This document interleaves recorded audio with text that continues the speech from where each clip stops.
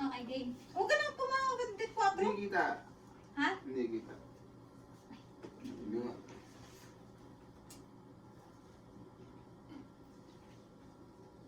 Implementation. First, we have to introduce ourselves and verify the client's identity using agency protocol. We will have to explain to the client what we are going to do and how he or she can cooperate. Good day, sir. I am Rodrich Robledo and I will be your student nurse for today. Before we proceed to the procedure, may I ask what is your name, sir? My name is Archduke Cesar Bustamante. And your date of birth? December 18, 1998. Okay, sir, may I just check your wristband? Okay po. Now, sir, we will be assessing your cranial nerve assessment, okay? The cranial nerve assessment is a type of neurological examination. It is used to identify problems with the cranial nerves by physical examination. Each test is designed to assess the status of one or more of the 12 cranial nerves. And you can cooperate by following on what I will say, okay, sir?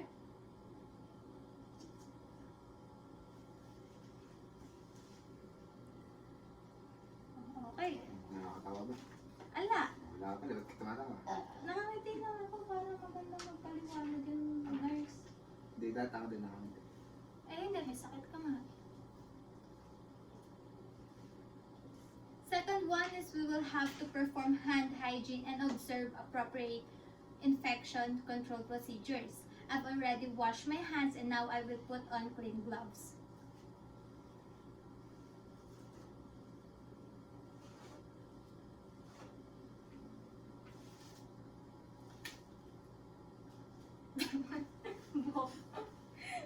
Paano ba yung sosot?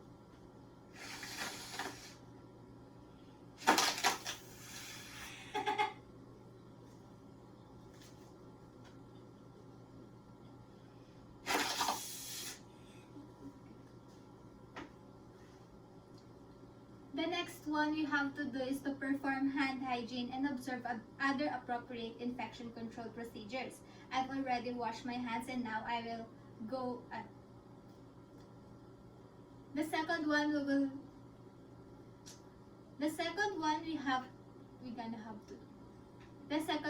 gonna have to do is to perform hand hygiene and observe other appropriate infection control procedures. I've already washed my hands and now I will put on my clean gloves.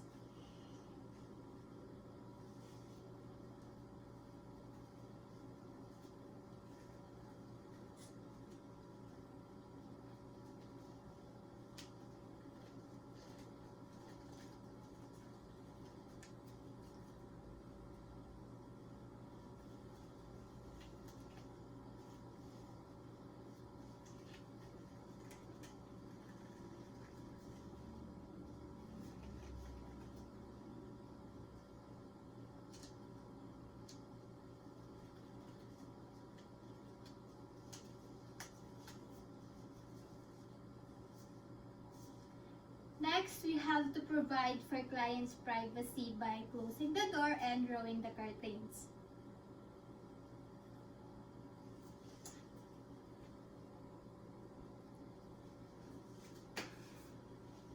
Asan yung ballpen ko?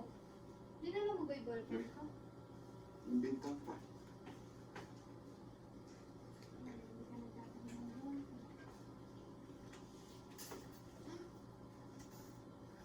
Huwag mo pa muna. Bitin!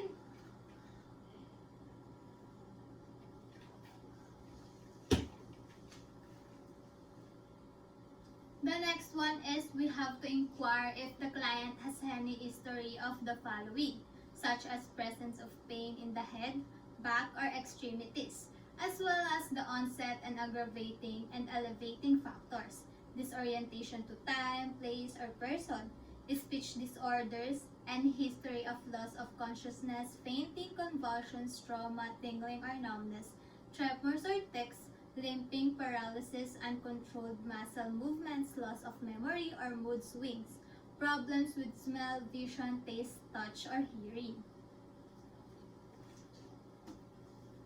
Tatanungin kita. Ito. Ay, di ba? Hindi dapat. Wala dapat.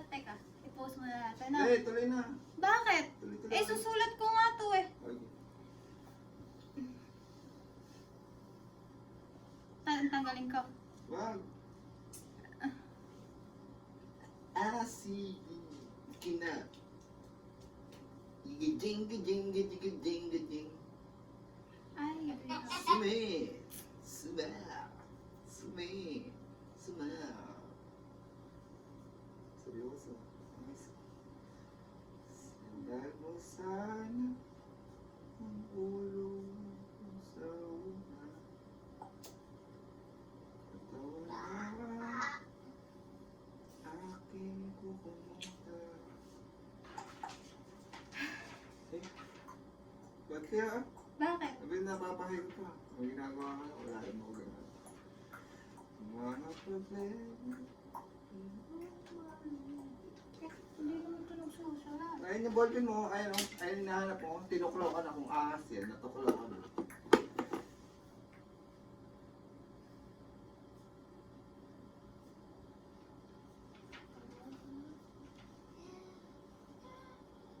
Sumain. Sumaw. Sumain. Sumaw. Wala ko pag yun napuno. Di wala akong dadalhin na pura. Ikaw ang kawawa. Ano mo?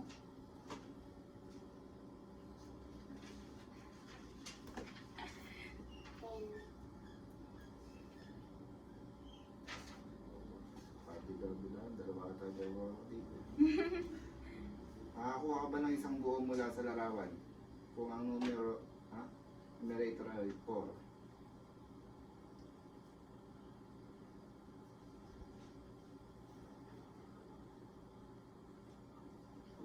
Paano makakuha ka ng isang buo mula sa larawan? Numerator ay 4.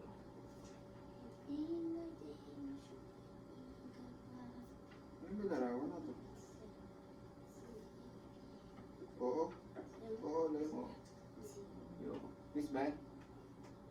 Ha? Miss? Oo. Oo, okay. Oo. Okay.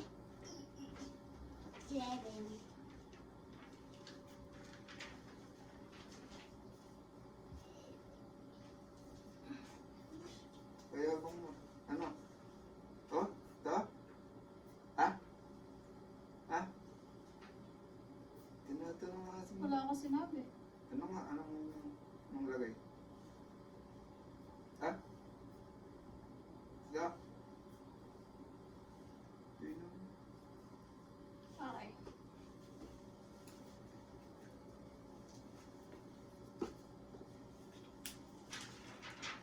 Ito pala hindi ganun.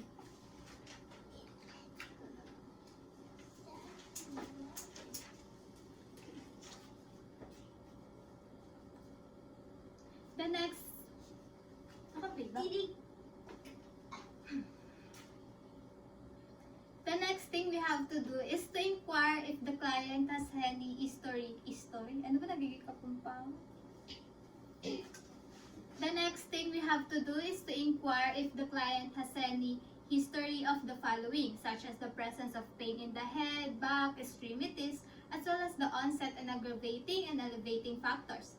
Disorientation to time, place, or person, speech disorders, any history of loss of consciousness, fainting, convulsions, trauma, tingling or numbness, tremors, or tics, limping, paralysis, uncontrolled muscle movements, loss of memory, or mood swings. We will also have to determine problems with smell, vision, taste, touch, or hearing. Sir, may I ask if you feel any pain in your body right now? No. Sir, do you know what is the time today? What is the time?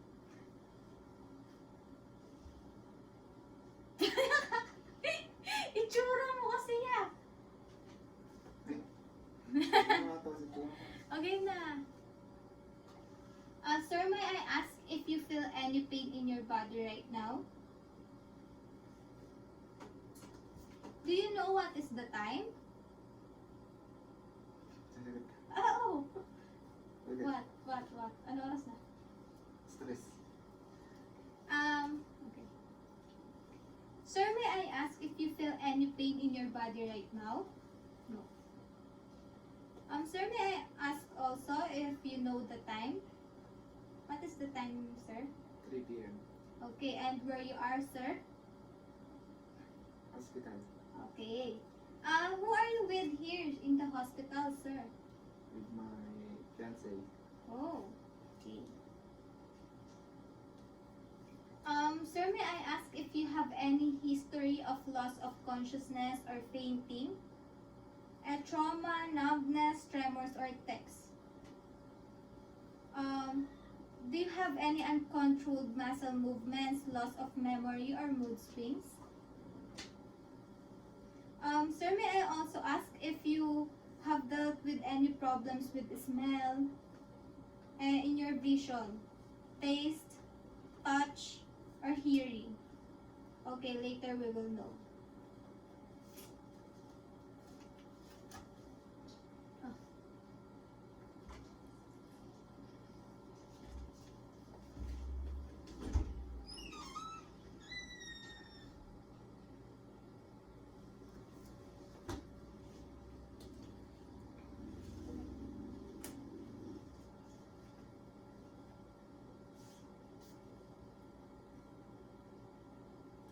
The first thing we need to assess is the cranial nerve 1 or the olfactory, which is responsible for the sense of smell. We will have to ask the client to sit in a comfortable position at your eye level. Sir, may I ask if you are comfortable with your seat? Okay. Now we can proceed to the assessment.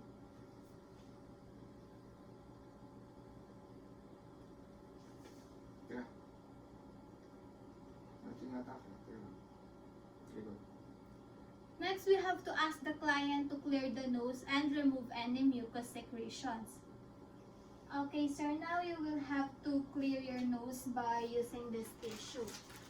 In this way, you will remove any mucus secretions inside your Hindi nose. mo na kasi namin ganyan. Pwede lang ka. Sisinga ka. Ang ganda talaga. Isasabihin mo lang anong gagawin. Sisinga ka. Sige ulit. Ah! Wala akong alam sa'yo. Kunin natin to para lalagyan mo ng ano.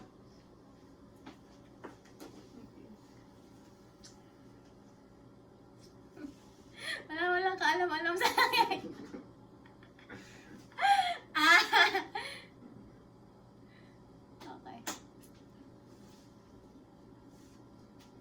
Now we will proceed to the cranial nerve assessment. The first one is the cranial nerve 1, which is the olfactory. It is responsible for the sense of smell. The first one we have to do is ask the client to sit in a comfortable position at your eye level. Sir, may I ask if you are comfortable with your seat? Okay. Now we will have to ask the client to clear the nose. Sorry. Ako kaya dyan, palit tayo. Okay, ikaw dito. Asan ba yan? Asan ba yan? Asan na ba yan? Ask client to sit. Tik mo ba? Nasisigaw. Tignan mo, bumulong ka talaga. Okay. Now we will proceed to the cranial nerve assessment. The first one is the cranial nerve 1, which is the olfactory. It is responsible for the sense of smell. We will have to ask the client to sit in a comfortable position at your eye level. Okay, sir, may I ask if you are comfortable with your seat? Okay po. Now we will have to ask the client to clear the nose and remove any... So, natatawa kasi ako. Kasi sisinga ka eh. Nautot ako. Ala, mahina lang. Ayusin mo naman. Kakagatik ko. Remove any mucus secretion lang dito matawa. Now we will proceed to the cranial nerve assessment. The first one is the cranial nerve 1 or the olfactory, which is responsible for the sense of smell. We will have to ask the client to sit in a comfortable position at our eye level. Okay, sir, may I ask if you are comfortable with your position? Okay. Now we will have to ask the client to clear the nose and remove any mucus secretion. Okay, sir, first you have to remove any mucus secretions in your nose. and you will have to use this tissue. Okay, sir?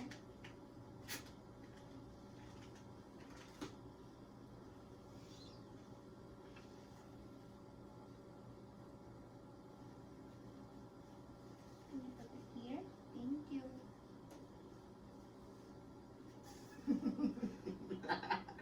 Ayos na kasi pinapagawa mo nila.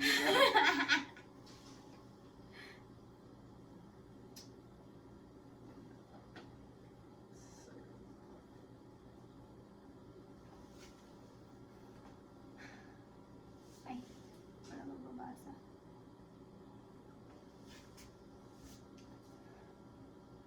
The next one we have to do, uy, huwag kang gumanyan, kita ka. The next one we have to do is to ask the client to close their eyes and occlude one of their nostrils. We will have to ask the client to identify scented object. Okay, sir. Now we will proceed to the procedure. Sir, I'm gonna ask you to close your eyes, please. And occlude one of your nostrils like this. Okay. And I will put something in front of your nose, and you will tell me what do you smell, okay, sir? Okay. But first, whenever you do this, use something that's pleasant smelling, not something that's really stinky. Because it can elicit like a gag reflex or something like that if the person has a sensitive nose. Okay, now, sir, can you please do what I've told you?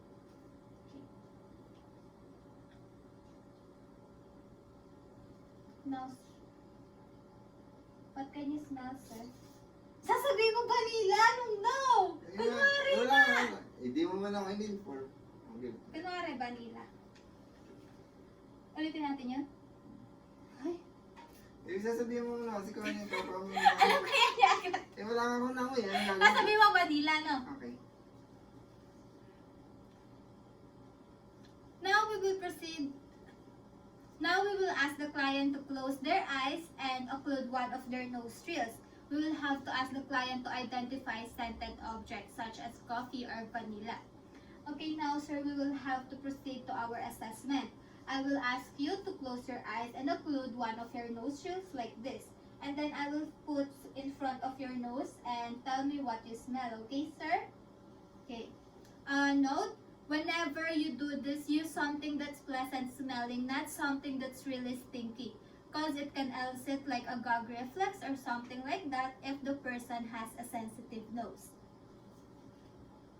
Okay, now sir, can you please close your eyes and occlude one of your nostrils? Can you tell me what you smell, sir? Vanilla. Okay, this is vanilla.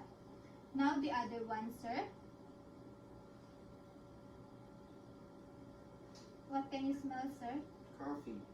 Ano coffee? Vanilla lang. Eh, sabi mo, coffee vanilla. Ah, sige, coffee isa, ano? Eh, kailangan ko natin isang ganun.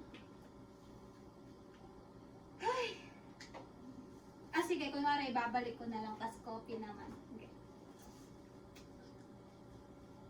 Next thing we have to do is we will ask the client to close their eyes and occlude one of their nostrils. And we will have to ask the client to identify scented objects such as coffee or vanilla. Okay, sir, now we will proceed to our procedure. Sir, I will ask you to close your eyes and occlude one of your nostrils like this. And then I will put something in front of your nose and you tell me what you smell. Okay, sir? Okay, now, can you do what I said, sir? What do you smell, sir? Vanilla. Okay, now this is vanilla.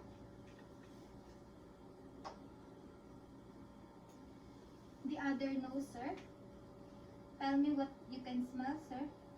Coffee. Okay, this is coffee.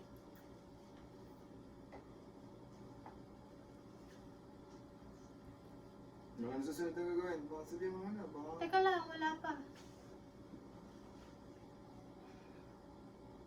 Our client correctly identified the scented object, which is the normal reaction, wherein the abnormal reaction is the inability to smell or identify scented object that may indicate lesion or tumor. Ganun? Tumuragan? Oo.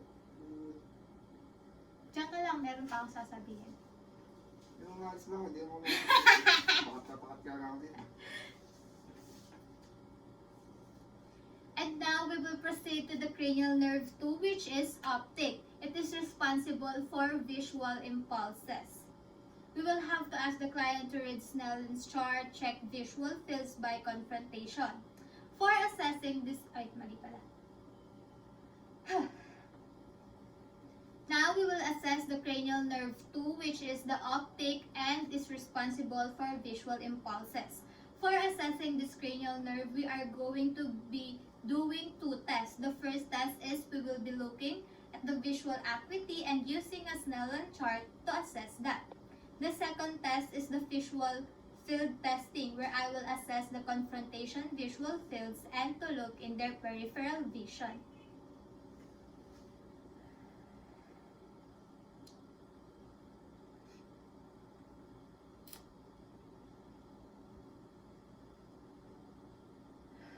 O, tatayo ka na. Okay.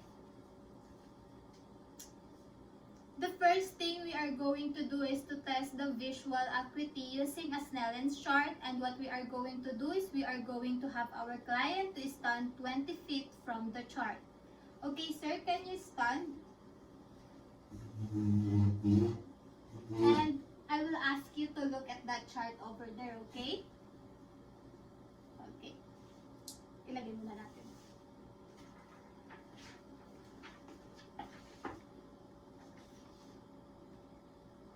Alang tape dito. Ay, may dala pala ako.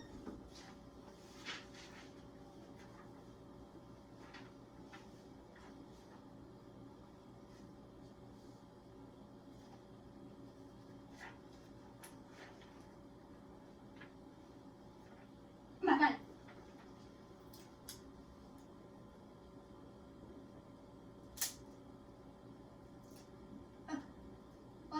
Up. Ayan, yun.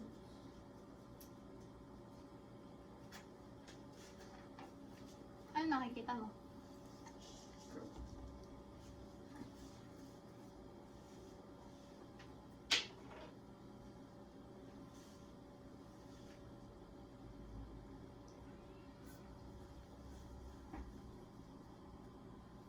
Okay.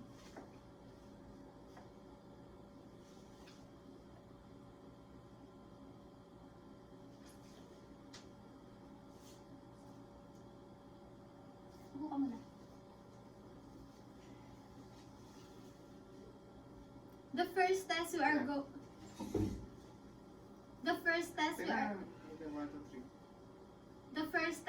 going to do is to test the visual acuity using a Snellen's chart, and what we are going to do is we are going to have our client to stand 20 feet from the chart. Okay, sir, can you stand over here? And may I ask if you wear glasses? No. Okay, if our client if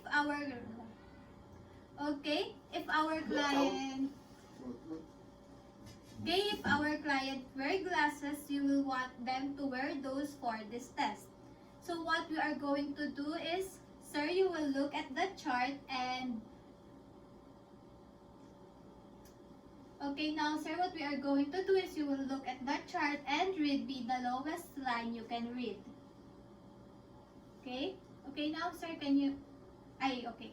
You can read. Ulit.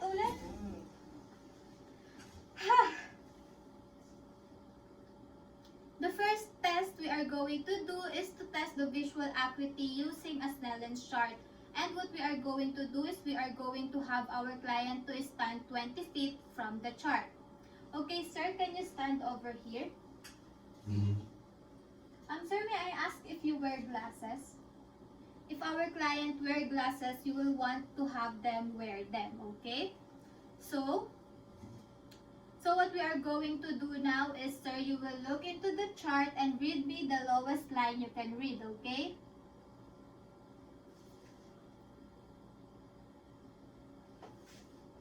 The first thing we have to do is you have to cover your right eye, then your left eye, and then you will read in both eyes. Okay. Okay, sir. Now, can you read? Can you cover your left eye first, please? Okay. Okay. Ulit na. Kasi, anong na-eye ka din niya ulit. First, sir, we are going to close your eye.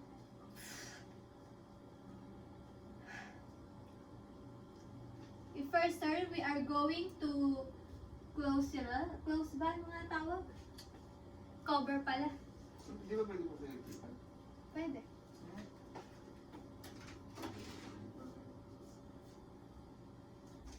Uy, pinatay mo. Hindi pala yun.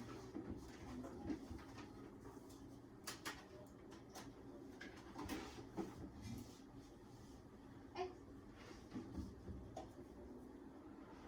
Oo. grabe ba? Isa, nakagalaw na po. Bigla naman ng... Eh, ba't pupunta lahat dun yung lamig ng air? Ano ba? Hindi ako lang eh. Oh, di ba? Ang init. Ang init lang. Sir, now I will ask you to cover your left eye, then your right eye, and then we will read it with both eyes open. Okay, sir? Okay, now, can you read it with your left eye cover, sir? D, E, F. Wait lang naman, sasabihin ko sa iyo kung babasahin ko na. Can you read it? Wait. Tsaka sasabihin mo kung number, ano ba? Number 7, number 6, ano. Sorry. Okay, sir, now we are going to cover your left eye, then your right eye. Mali pala ako. Now, sir, we are going. Now, sir, hindi na makabukas oh.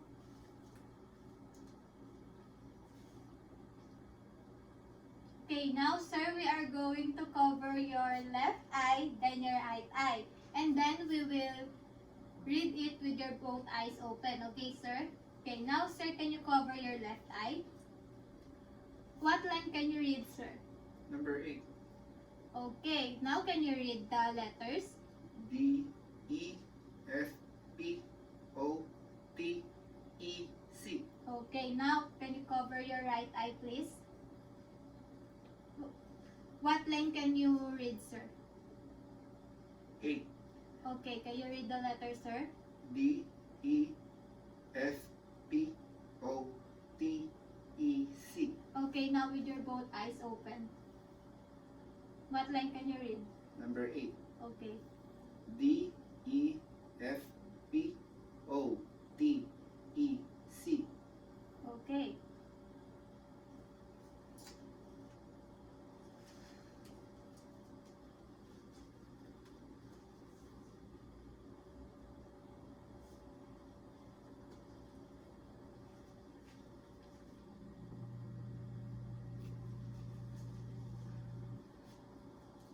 For the explanation,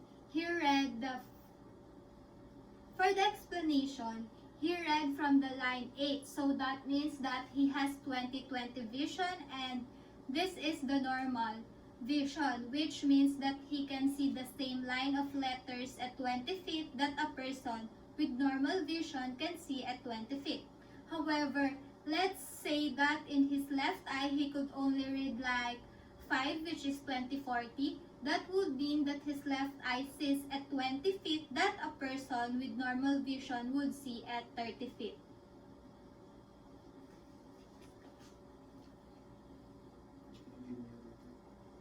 Huh? I'm thirsty. I'm thirsty. Even if I drink water, I'm still thirsty. How are you? Ano ka ba, happiness? Ay! Nakikisap.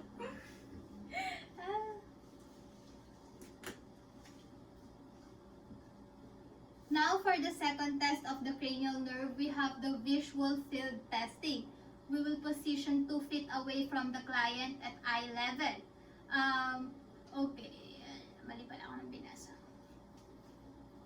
For the second test of the cranial nerve, we are going to test the peripheral vision by doing the confrontation visual field test. To do that, we will have to stand the client 2 feet away at eye level. Okay, now sir, can I ask you to stand 2 feet away from me? Okay, like this only, sir. Can you go on? Okay. Ganon, ganyan yung 2 feet. Ano naman? Wala ko. Ang laro. Ganyan, no? Ulit. Now we will proceed to the second test for the cranial nerve 2. We are going to test the peripheral vision by doing the confrontation visual field test. To do that, we will have the client stand in front of us about 2 feet away at our eye level. Okay, sir, can you please stand 2 feet away from me, sir? Okay. Okay. Now we will... Now, you will. Okay. Now, we will. Hindi na yun. That's.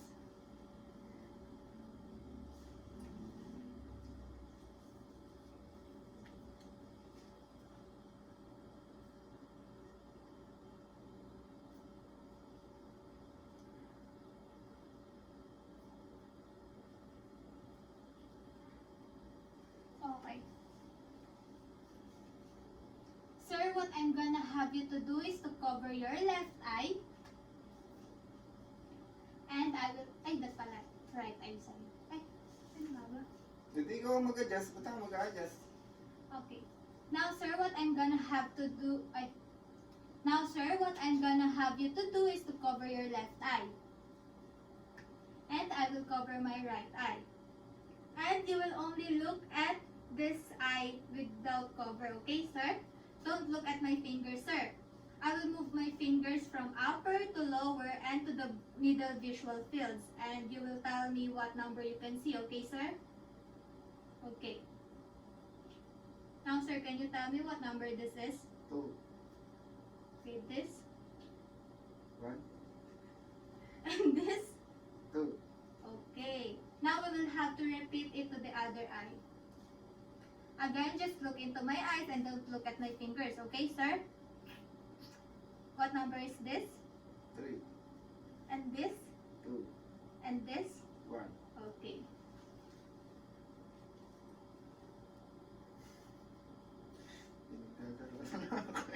Eh, ganun nga yun. Okay.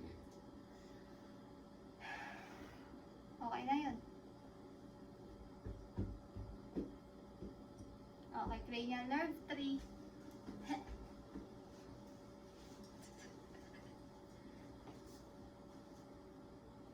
Now, ay! Ikaw din dapat. Pag hindi na joke ka. Okay. Ano ba ito gagawin dito? O, sabihin mo muna sa akin kung anong gagawin.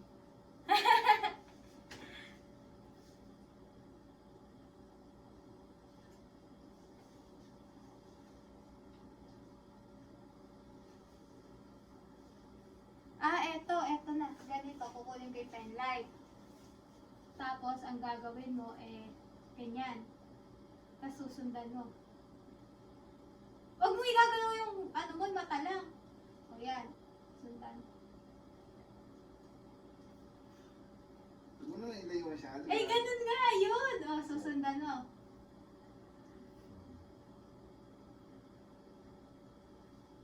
Clockwise pala. Paano may clockwise pa ganun? Clockwise mo.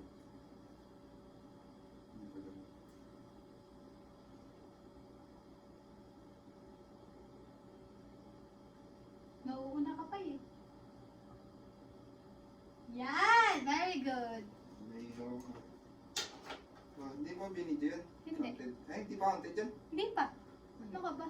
Napating. 12 inches away daw pala. 1 feet. Paano yun?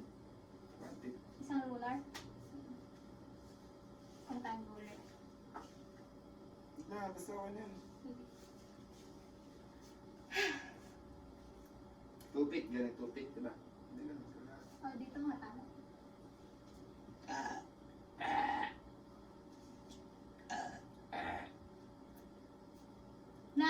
will proceed to the cranial nerve 3, 4, and 6. The cranial nerve 3 is for oculomotor. The cranial nerve 4 is for trochlear, and 6, which is abducens. We are assessing here the perla or pupil equal, round, reactive to light, and accommodation. And we are also assessing the pupil reaction. Pwede mo po.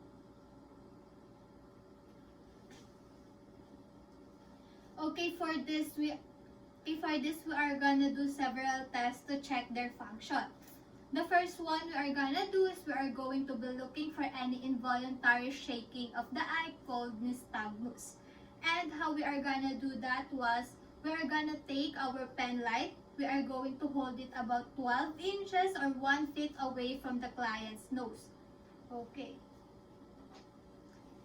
Okay, and then we will move this at the 6th cardinal position in clockwise direction.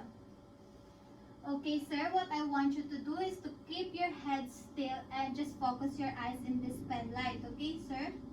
Okay, I will put this here and please keep your eyes in the pen light. Okay?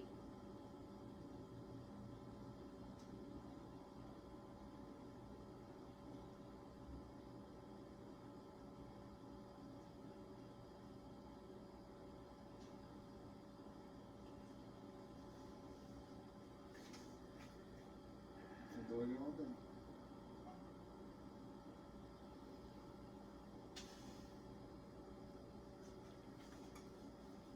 Okay. Next, we have to inspect margin of eyelids, inspect inflammation, mass, or any abnormalities, and then note the findings. For the abnormal findings, we will have to find a drooping of eyelids or iptosis. Okay?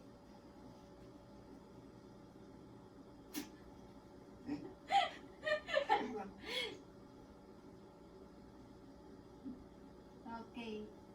Kagad na. Oh. Di pa, ulit ako. Okay.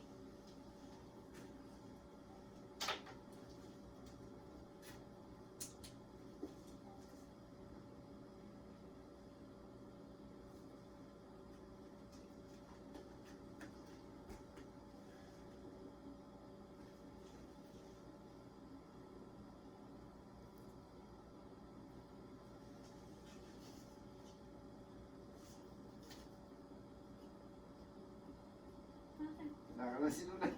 Ala! For the deviations, we have the ophthalmoplegia. Ophthalmoplegia. Ay, yung nasa labas na electric fan, ilagay mo dyan, no? O, maingay yun. Tawag na eh.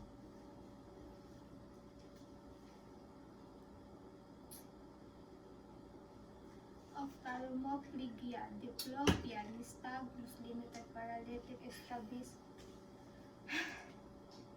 For the deviations, we have the ophthalmoplegia, or the inability to move the eye in a direction. Diplopia, complaint of double vision. Nystagmus, oscillating or shaking movement of eyes. Limited eye movement, increased intracranial pressure, and paralytic strabismus, which is the paralysis of oculomotor, trochlear, and abducens. For our client, he is a normal findings because he have the ability to move the eye in a direction, and he has no complaint at double vision, and there's no shaking in eye movement, so it is normal findings. Sa gitna ba tayo? Parang wala tayo sa gitna. Ano? Ang photo na mo.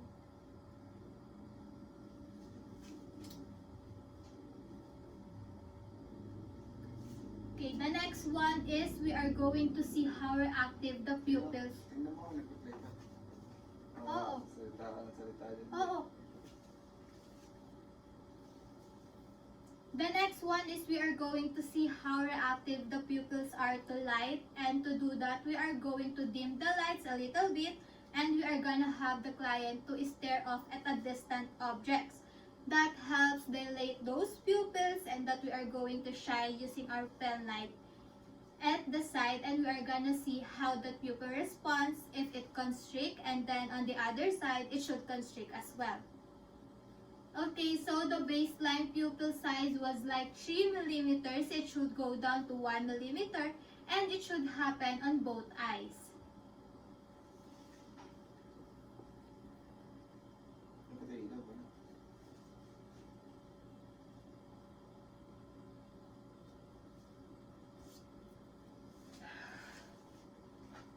Mata mo lang papakita natin.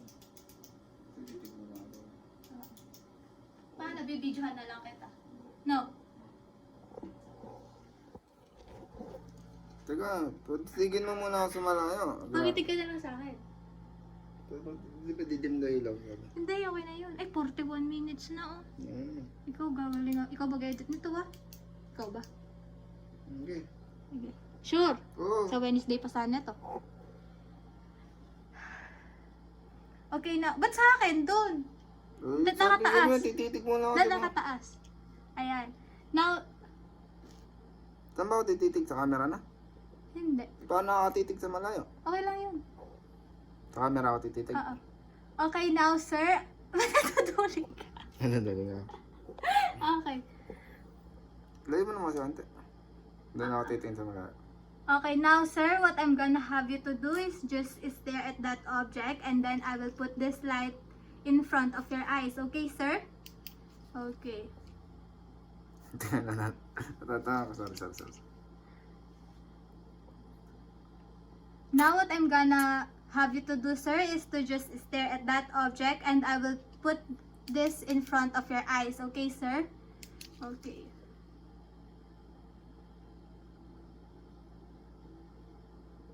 Okay, it's constrict now. To the other side.